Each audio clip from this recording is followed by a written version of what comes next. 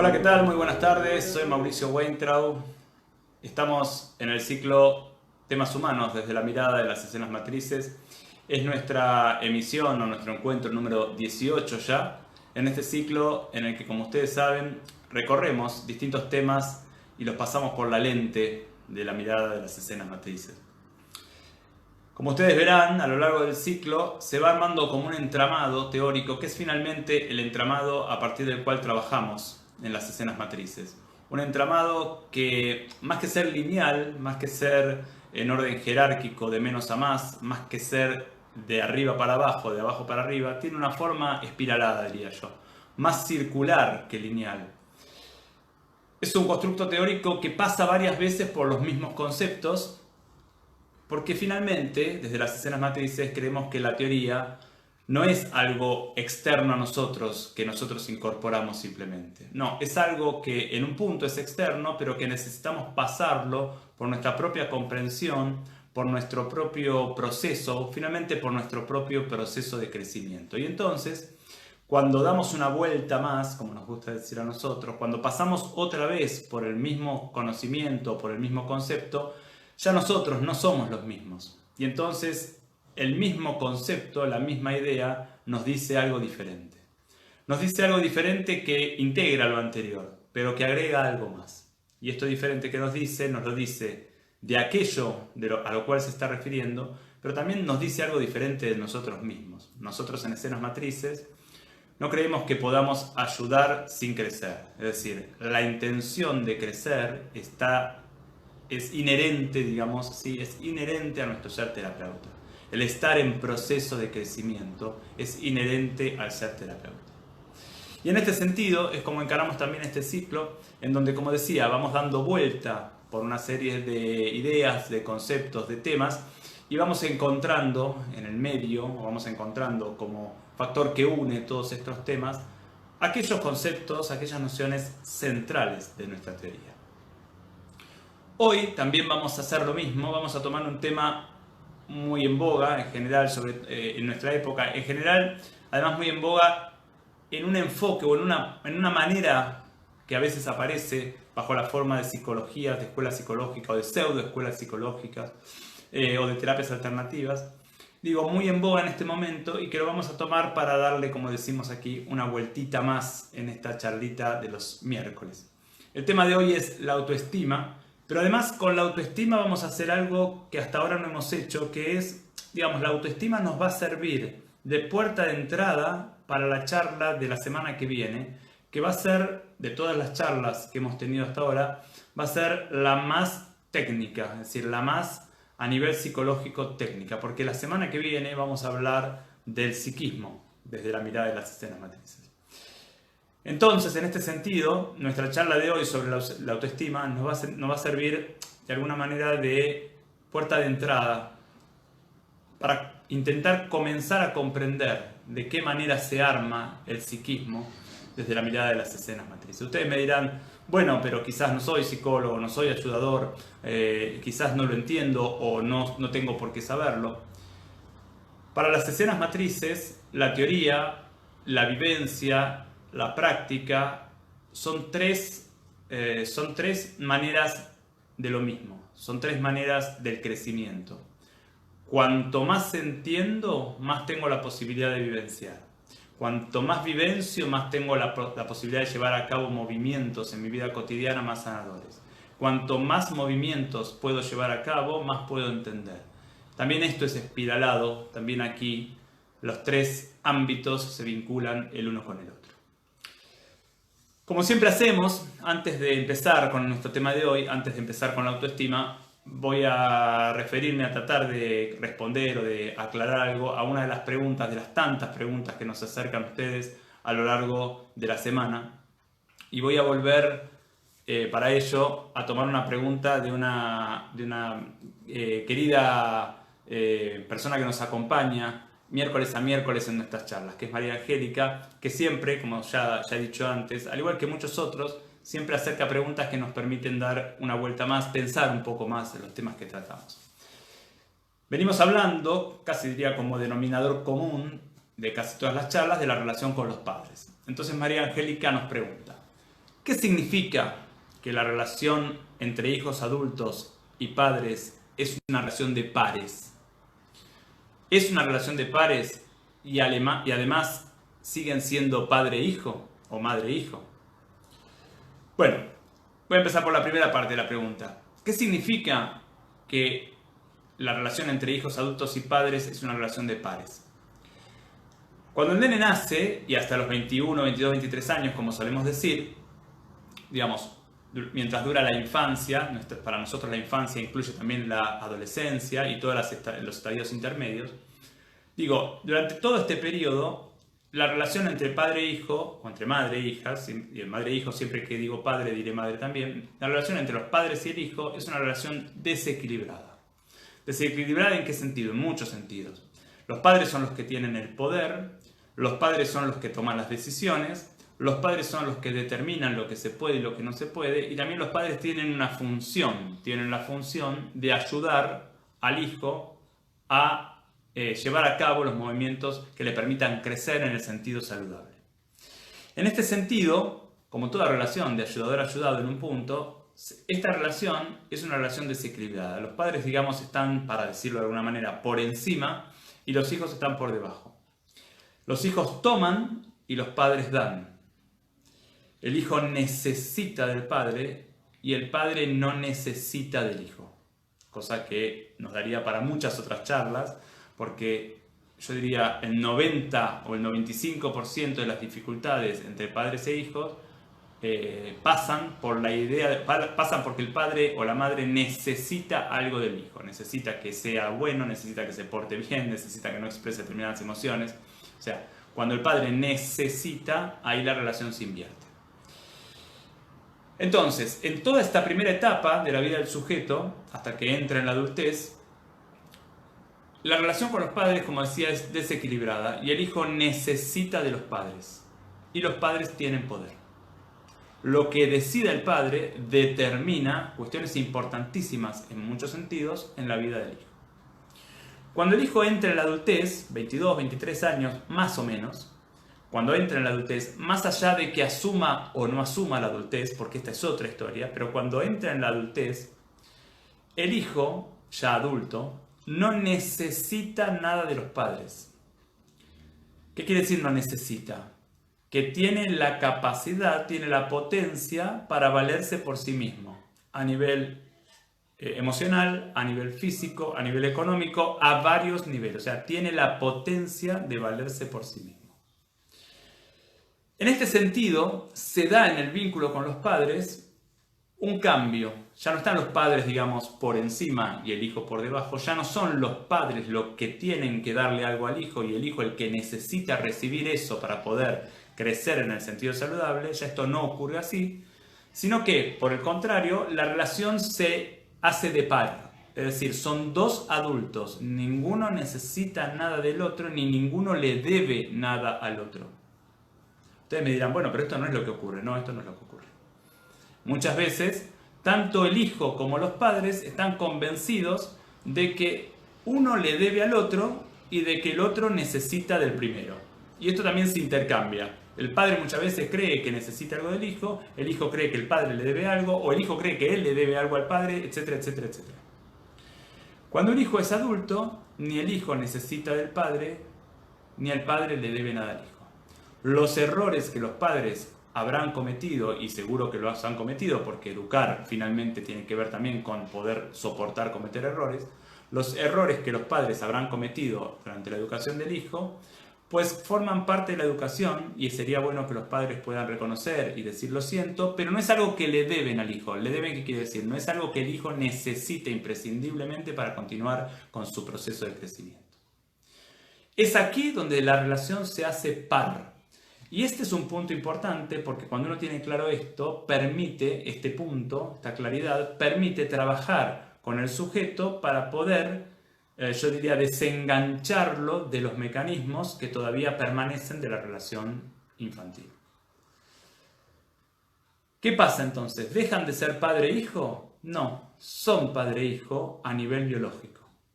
Cuando el hijo entra en la adultez, El padre es el padre biológico, la madre es la madre biológica, el hijo es el hijo biológico, pero ninguno tiene función. Se acabaron las funciones. Una vez un paciente me dijo, ¿pero que entonces me jubilé de padre? Sí, me jubilé de padre.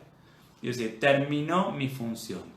¿Terminó mi función quiere decir que entonces no lo quiero más? No, claro, lo amo profundamente. Tanto a mi hijo como a mi padre lo amo profundamente. ¿Quiere decir que no lo puedo ayudar? No, si quiero lo puedo ayudar, pero no es mi función. Puedo hacerlo, pero no es mi función. Y por lo contrario, también, tampoco el hijo necesita la validación de los padres.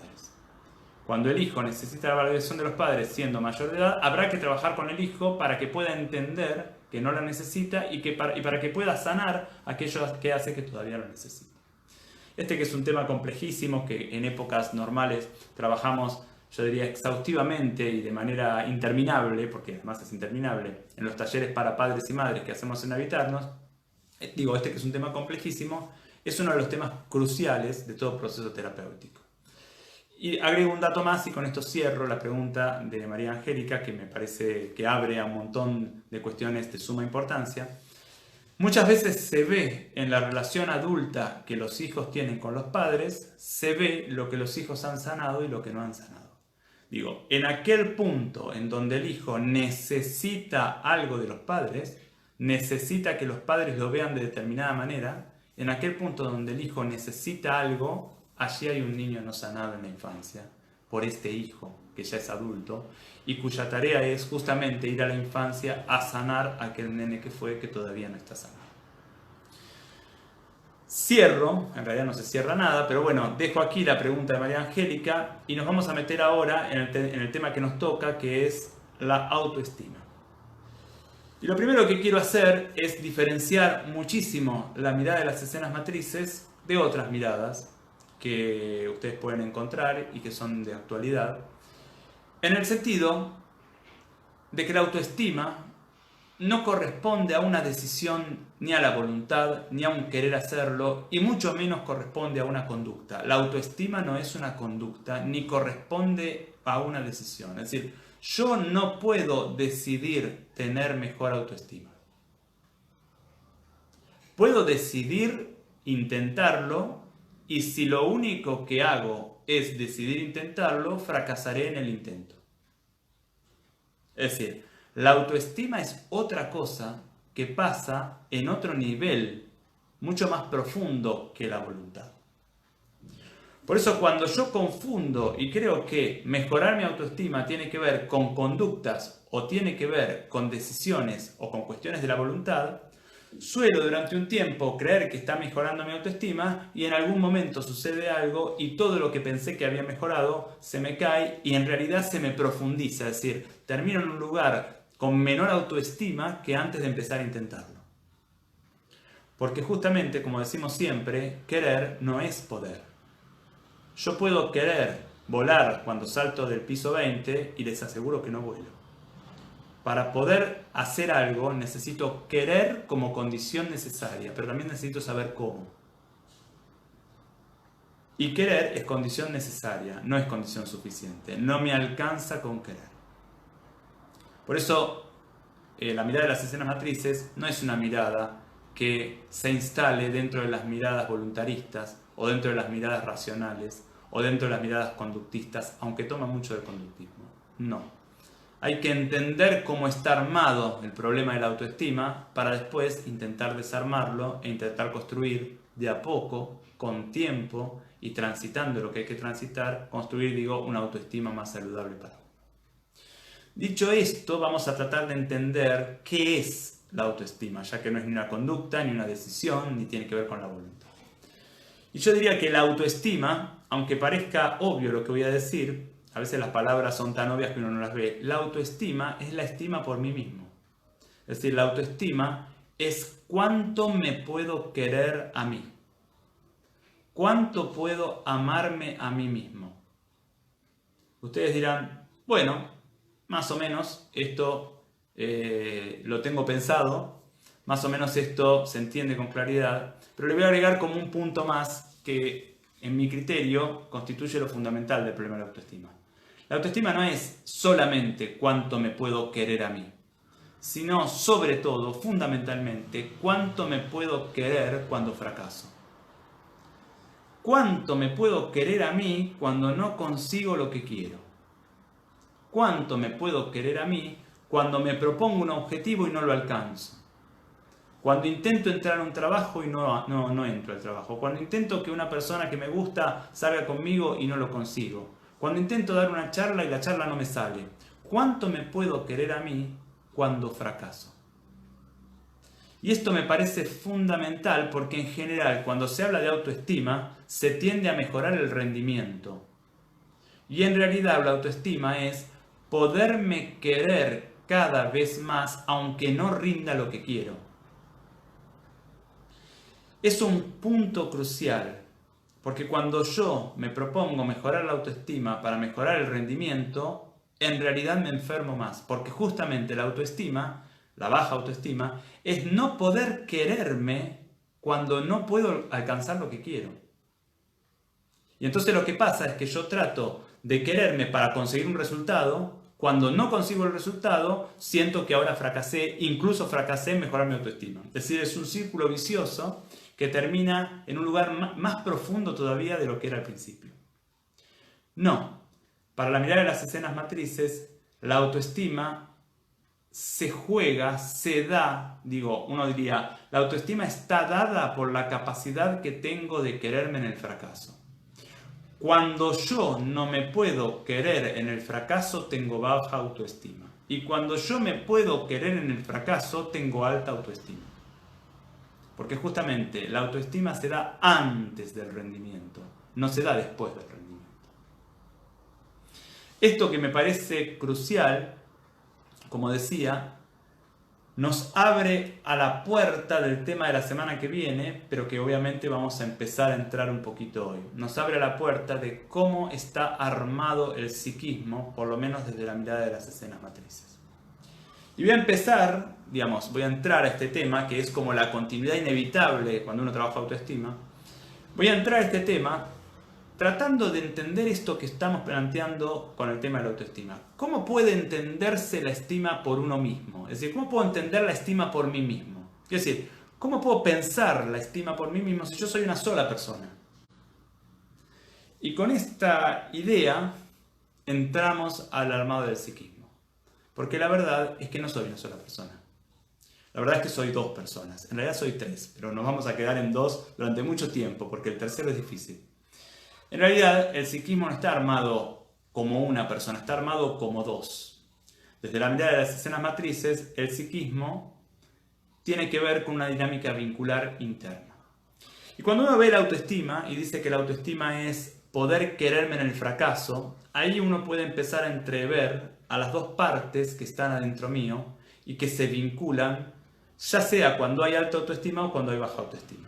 Hay una parte mía que es la que hace cosas. La que quiere ganar dinero, la que quiere salir con la persona que le gusta, la que quiere dar una charla, la que quiere entrar a un trabajo. Hay una parte mía que hace cosas. Vamos a ponerlo por ahora en este lugar. A esta parte, los que estudian en Habitarnos y los que vienen trabajando con nosotros hace mucho tiempo ya saben lo que voy a decir. A esta parte, como es la que hace cosas, como es la que ejecuta acciones, la llamamos ejecutante.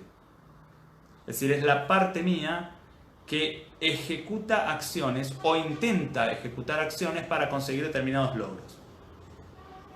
Esta puede ser la parte que tiene éxito o la que fracasa. Me propongo entrar a un trabajo, si entro al trabajo, o vamos a ponerlo así, si mi ejecutante entra al trabajo habrá tenido éxito, si no habrá fracasado. Ahora bien, al lado de esta parte siempre hay otra parte mía. La otra parte mía justamente no es el ejecutante, es decir, no es aquella parte que intenta entrar al trabajo o intenta lo que sea. Aquella parte mía es la que opina, la que siente determinada cosa y finalmente la que puede querer o no al ejecutante si el ejecutante fracasa o no. Es decir, hay una parte en mí que cuando el ejecutante fracasa lo quiere lo mismo o lo rechaza. Es la parte que se expresa cuando yo hablo de mí. Cuando yo digo, soy un estúpido, llegué tarde de nuevo, ahí hay dos partes. Una que llegó tarde y la otra que dice, sos un estúpido. Lo que pasa es que, claro, como uno habla en primera persona, es muy difícil de discriminar. Sin embargo, hay un movimiento saludable en el proceso de crecimiento que tiene que ver con empezar a diferenciar, o yo diría, con hacerse experto en diferenciar estas dos instancias que están instaladas en nuestro psiquismo. La parte que hace, a la que llamamos ejecutante, y la parte que opina y siente, a la que vamos a llamar, por ahora, vamos a llamar crítico guía. Es un nombre compuesto, crítico barra guía. ¿Por qué crítico? Porque en general se nos aparece como una voz crítica. ¿Por qué guía? Lo vamos a ver en un ratito o lo vamos a ver la semana que viene. Estas dos instancias es muy importante tenerlas en cuenta y tenerlas claro. Digo, las dos instancias de ejecutante y de crítico guía es muy importante entenderlas y tenerlas claro. Y yo diría, en el transcurrir de la vida, aprender a diferenciarlas. Cuándo está actuando, mejor dicho, cuándo está hablando mi ejecutante, cuándo está hablando mi crítico guía. Cuando yo digo, estoy cansado, es mi ejecutante. Cuando yo digo, soy un vago, es mi crítico guía. En todo juicio aparece mi crítico guía. ¿Por qué es importante entender cómo se vinculan? Primero entender qué están y discriminarlas y diferenciarlas y darnos cuenta cuál es cuál. ¿Por qué es importante entender esto?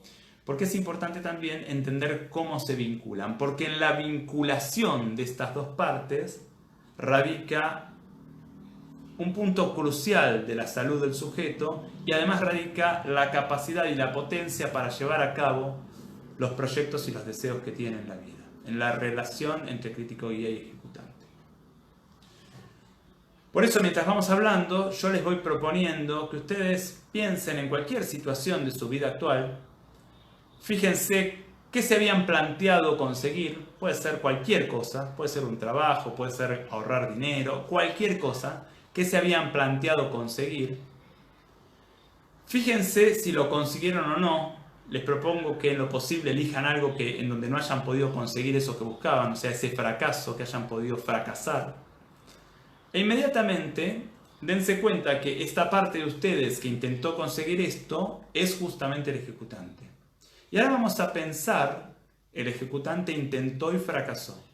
Ahora vamos a pensar, el crítico guía, ¿lo pudo querer igual?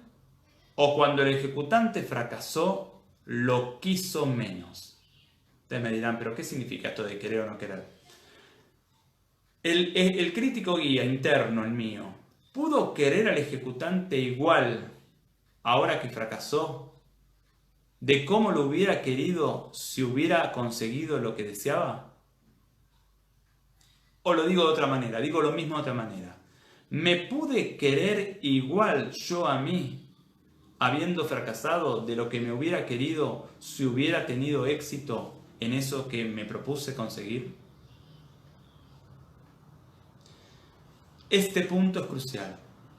Si yo en los fracasos no me puedo querer, o dicho de otra manera, si mi crítico guía en el fracaso del ejecutante no lo puede querer, el sujeto tiene baja autoestima. Si yo en el fracaso me puedo querer, prácticamente lo mismo. Si el crítico guía puede querer al ejecutante independientemente de que triunfe o de que fracase, el sujeto tiene alta autoestima. Por supuesto, como ustedes se dan cuenta, la diferencia de si el crítico guía puede quererlo o no empieza a determinar el rendimiento del ejecutante. ¿Por qué? Porque el crítico guía y el ejecutante son dos aspectos adentro mío que hoy reproducen escenas en la relación con mis padres. O sea, la relación entre el crítico guía de hoy y el ejecutante de hoy reproducen escenas en la relación con mis padres. Por eso decimos que el ejecutante, en definitiva, siempre está reproduciendo aquel nene que fui.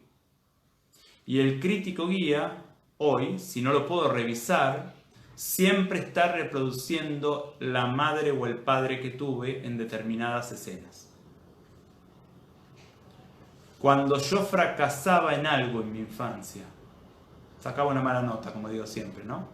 O quería vincularme con algún otro nene y no lo podía hacer, o era tímido, o no me salía, o quería hacer algo físico y tampoco me salía. Es decir, cuando yo fracasaba en algo, ¿cómo me trataban mis padres? Y acá me parece importante esto. Quizás me parece bien cómo me trataban mis padres, o quizás me parece mal cómo me trataban mis padres. Sin embargo, muy probablemente, independientemente de si me parece bien o me parece mal, independientemente de eso, muy probablemente hoy tengo un crítico guía adentro que trata a mi ejecutante de una manera bastante similar a cómo me trataban mis padres a mí. Cuando nosotros desde la autoestima ponemos el énfasis en mejorar el rendimiento, ponemos el problema de la autoestima como si fuera un problema del ejecutante. Es decir, ponemos el problema de la autoestima como si fuera un problema del nene. Cuando nosotros desde la autoestima nos proponemos aprender a querernos, aunque fracasemos, empezamos a reconocer que el problema en realidad está en nuestro crítico guía. Es decir, en realidad estuvo en mis padres en la infancia. Cuando yo al nene que fui lo llamo caprichoso, cuando yo al nene que fui digo que hacía berrinches, cuando yo lo llamo vago, estoy poniendo el problema de lo que pasaba en el nene que fui. Y son en realidad siempre los padres los que son responsables de qué hacer y cuánto querer a este nene que tiene. Cuando yo, por lo contrario, puedo reconocer la responsabilidad de los padres y ponerme de la manera cada vez más incondicional del lado del nene que fui, entonces de la misma manera puedo empezar a cuestionar mi manera de pensar, mi crítico guía interno, y puedo empezar a reconocer el derecho que tiene mi ejecutante interno de ser querido, más allá de los triunfos y los fracasos que todos tenemos en la vida. Esto fue la entrada desde la autoestima hacia el psiquismo. La semana que viene vamos a seguir, o nos vamos a meter y vamos a tratar de entender con mayor claridad cómo está armado el psiquismo del sujeto, porque en la comprensión del armado del psiquismo también aparece la comprensión de la manera en la que tenemos de pensar que todavía hoy nos enferma. Comprender desde la mirada de las escenas matrices, comprender es dar un paso más en la transformación. Toda comprensión desde nuestra mirada no es solo una comprensión teórica racional, es una comprensión que apunta a una transformación de la vida hoy. Y allí vamos desde la mirada de las escenas matrices en esa búsqueda. Yo les agradezco como siempre muchísimo, me siento muy acompañado, gratamente acompañado en estas charlitas de los miércoles, que como digo ya van 18. Les agradezco muchísimo, el acompañamiento el día de hoy.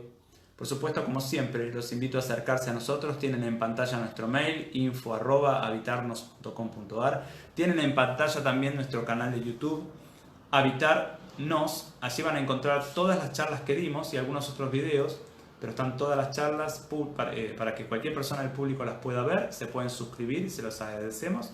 Nos pueden acercar preguntas, consultas, comentarios, todo siempre es excelentemente recibido. O también pueden consultarnos por procesos de terapia individual, por procesos de terapia grupal, por el seminario que vamos a hacer pasado mañana, para el cual queda una sola vacante, pero bueno, quien quiera estar será muy bienvenido. O también pueden anotarse para recibir luego la grabación, que también es otra posibilidad, aunque no puedan estar el viernes.